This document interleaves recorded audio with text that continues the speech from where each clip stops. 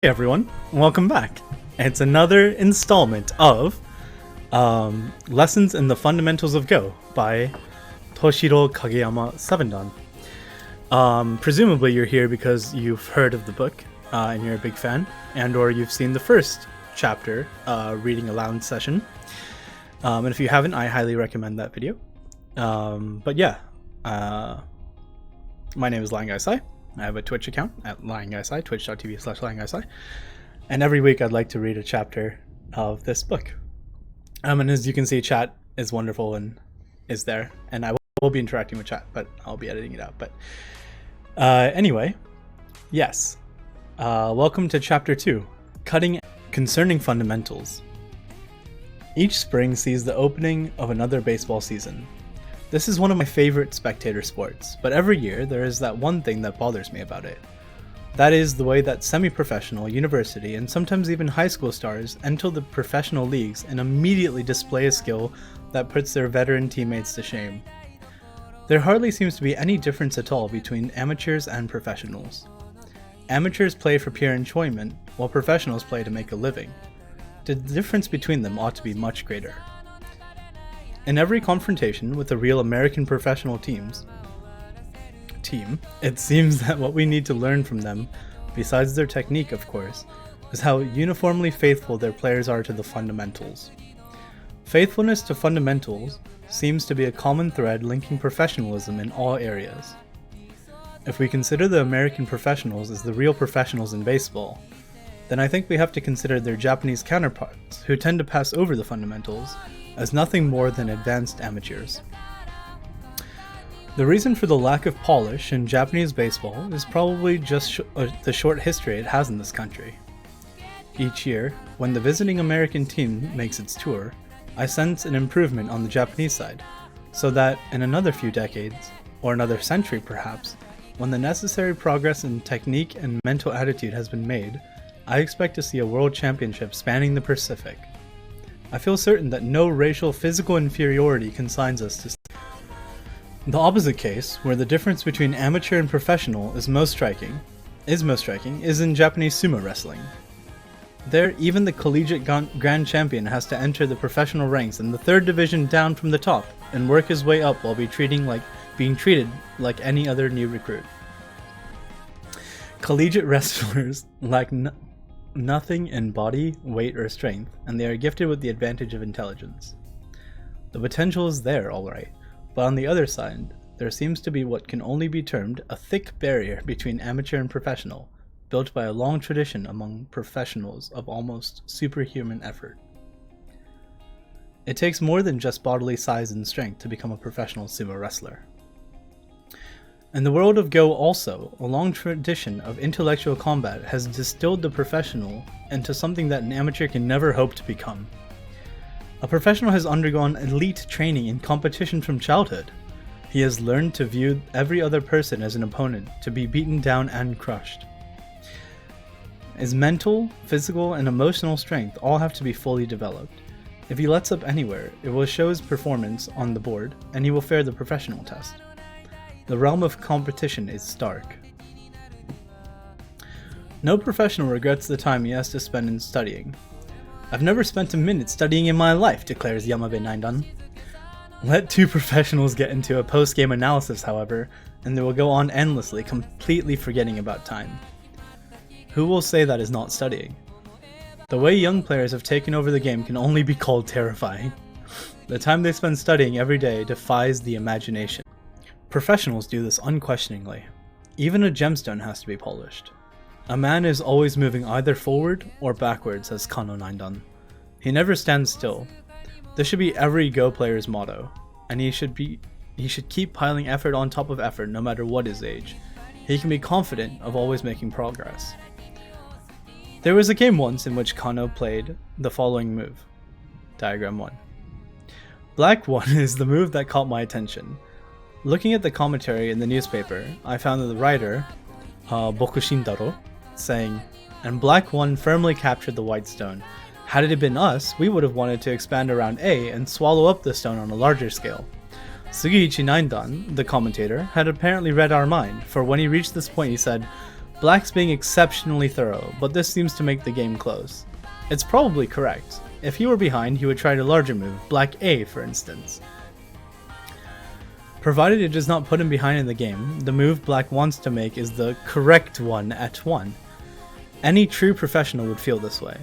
As Sugiichi said, however, a condition is that it not put Black behind, and if it does, then he can only try to enlarge his framework with some moves like A, whether it be correct or not. The point of all this is that moves have to be chosen with regard to the balance of the whole board. To be overcome with admiration for the superficial correctness of Black 1 is to miss the real professional. What actually went on in Black's mind before he played 1?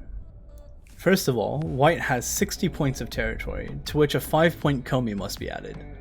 Black is countering with 15 points on the left side and in the upper right corner, so he needs 50 points from his double wing framework in the lower right, or he will lose. This is a busy moment. He would like to expand his framework to the very first chance he gets. How can he so calmly play 1? He certainly could not play it if he were not confident about his judgment of the balance of territories and about his endgame.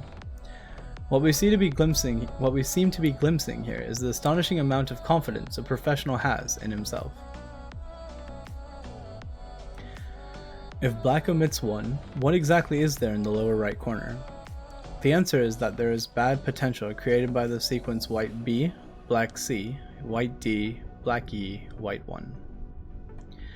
Here, a stronger amateur interrupts to say, "That may be so, but isn't Black 1 too tight? If a professional is so good at reading, shouldn't he have White B, etc. read out? And can't he play Black F on or some such move? That would serve both to secure the corner and organize his framework a little more." Absolutely right. Why can't he? The answer is that Black F neither fully kills the potential in the corner, nor fully takes control of the outside. It is a half measure all around. There are more examples like this in professional games that I could ever hope to mention. Any strong player, even an amateur, has the right to doubt, and wondering why professionals do not make more ambitious moves. One might even go so far as to wonder if professionals too are not the subject to attacks of nerves. In the end, however, it all comes down to the professional's faithfulness to fundamentals. And so forth and so on. What I'm trying to show here is how important the fundamentals are. When a beginner learns the game, the first things he should learn are the fundamental skills. When they advance to the point where they begin to think of themselves as a strong player, the thing they need to do to become even stronger is to go back and study the fundamentals once more. Cutting and connecting. Diagrams 1 and 2. Black makes the cut at 1. If it is Black's turn in these two diagrams, they need not consider anything else. The cut is the only move. Cutting is the most basic tactic of all. Diagram 3. If it is White's turns, the only move they need consider is connecting at 1, or A. If they do not connect, Black will cut. It's that simple. Diagram 4. When White connects in this position, 1 is the only move. White A, B, etc. would weaken the resistance at D that they can offer to Black C. White 1 is the best preparation for Black C, White D. The cuts and connections in diagrams 1 to 4 are especially strong because they occur in close combat. They are urgent moves at any time, whether in the opening or in the middle game. Diagram 5. Don't peep where you can cut. Can you perhaps recall a position like this, where you peeped with 1, made your opponent connect with 2, then embarked on an attack with 3? Black 1, which peeps where a cut was possible, is a classic bad move, a so-called raw peep in Japanese. This is not the fundamentals. Diagram 6. Cut where you can cut. Black has to cut directly at 1. There are those who refuse to cut even though that they know they should because they feel uneasy about White A or B, especially if White is a stronger player. They are frightening themselves unnecessarily. Leave the continuation for later. Right now, with the stones as they stand, the best move is the cut at 1, and if you can play it, why not? Cut where you can cut. That is a simple principle. And what is wrong with simple principles? Diagram 7. A good peep. Here, black cannot cut no matter how much he wants to because white is already connected. Black 1, white 2 is an unwasteful forcing exchange. Black 1 is a good peep. Black 5 jumping out to attack white is a good continuation, although not as absolute as black 1. What counts is being able to comprehend the whole position and find the move that fits it. Diagram 11. Problem for black. When white pushes through at 1, how should they reply?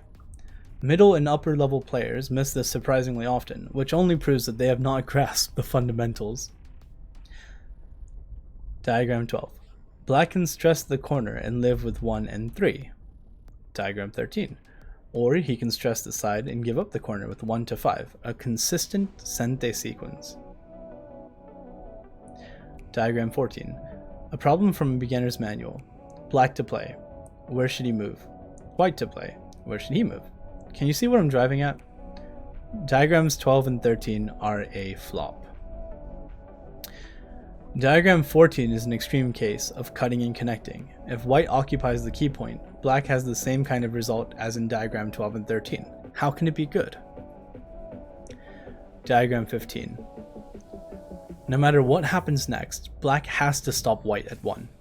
If you start to think about what will happen if white cuts next, you may lose your nerve. So don't think, just play 1. You can start thinking about white's cut after he makes it. If white cuts at 2, black 3 and 5 are better than diagram 13 was. Do you understand why? Diagram 17. Cutting on the outside with white 2 is reckless. White is at a loss for reply when black pushes out at 5, and if he plays 4 at A, then his position collapses after black 5, white B, black 4. This is good for black, without question. In close combat situations, when the opposing stones touch each other, you cut if you can and connect if you can. Many people know that much, but fail to realize that the idea of cutting and connecting applies to much more. Diagram 18. Along the upper side we have a knight's move by black, a 2-space extension by white, a 1-space jump by black, and a large knight's move by white. All basic patterns. Everyone should recognize these as evolved forms of continuity, that is, connection. On the lower side, both black and white are surrounding territory, but there's another way of looking at their positions, namely that both are made up of essentially continuous chains of. Diagram 19. If white attacked black's position with 1 and 3, anyone would answer with 2 and 4, but most people would think they are defending black's territory. Few seem to think of these moves as preserving the continuity between the marked stones.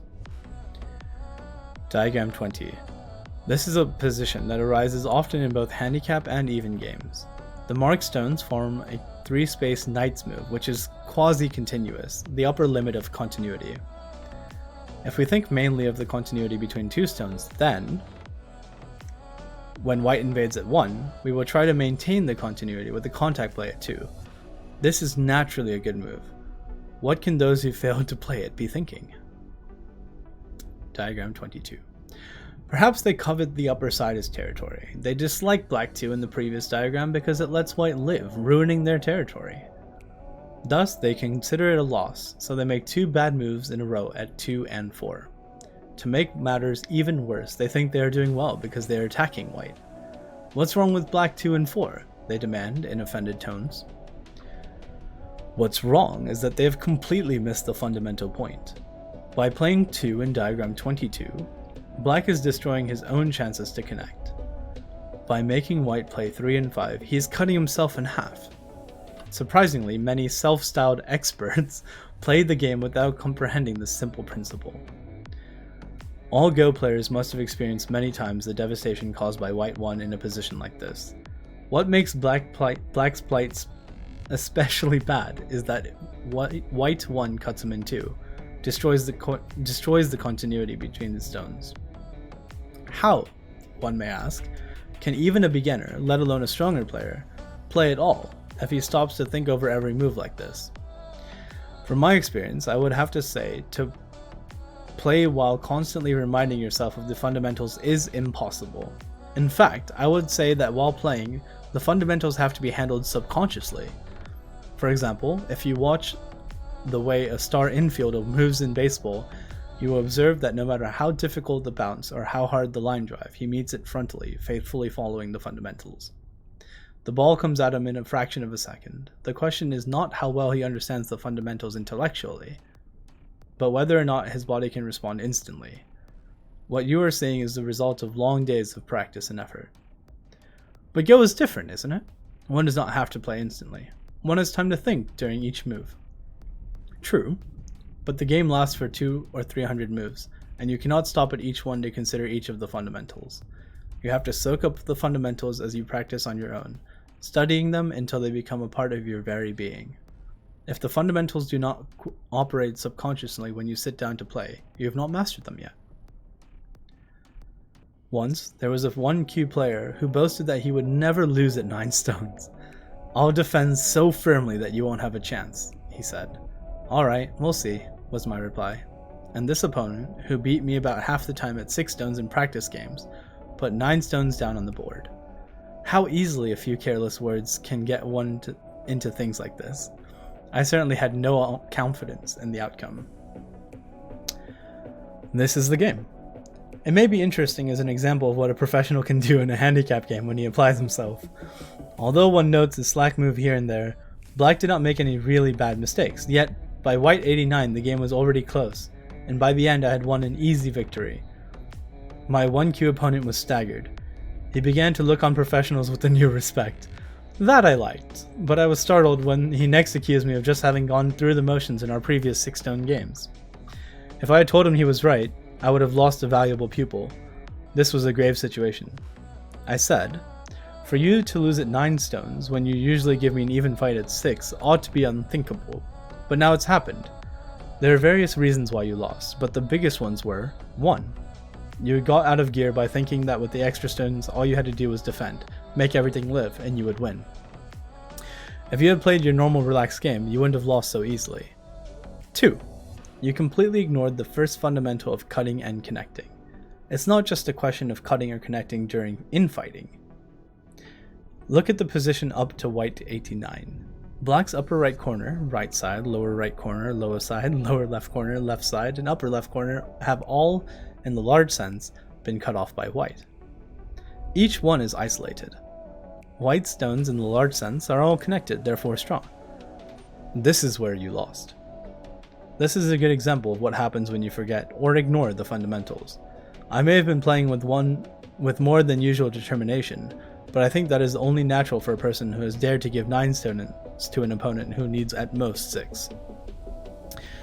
My opponent gave a deep nod, and I heaved a sigh of relief at having passed this crisis without losing one of my pupils. When a beginner's text was being prepared for the start of a course in Go at the Nihon-kin Central Hall in the International Tourism Building next to Tokyo Station, S. Nakagawa 7dan, who is an erudite in such matters, remarked that it's not just true in handicap Go. The same thing can be said for even games. Usually, when you have 5 or 6 isolated groups of stones on the board, you're losing. Without pressing this point further, I would like to offer you one last diagram, worth the proverbial 1,000 words. Look at diagram 25. Black has 3 isolated territories on the right side, 9 points each. With a total of 25 stones, he is surrounded 9 plus 9 plus 9 equals 27 points of territory. White, using the same 25 stones, has surrounded 45 points of territory in the center and the upper side. Compare diagrams 24 and 25. This should make very clear what the 1Q player who thought he could win by just living and avoiding capture had lost sight of. For reference, note that along the left side, Black has surrounded 75 points of territory with, again, 25 stones. Somewhere in the course of advancing from theurgy to shape to life and death, one forgets the simplest and most important things of all. Are there not many among even my stronger readers who receive a mild shock at seeing this example? Diagram 26. If it is Black's turn, there is no room for deliberation, just cut at A. If it is White's turn, however, he can prevent the cut in various ways, so there is room for deliberation. Whether B or C is better is a difficult question, depending on the arrangement of stones to the right. Many cases are like this.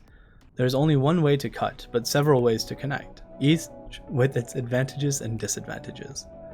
If you thoughtlessly choose the wrong way, your connection may even turn out to be bad.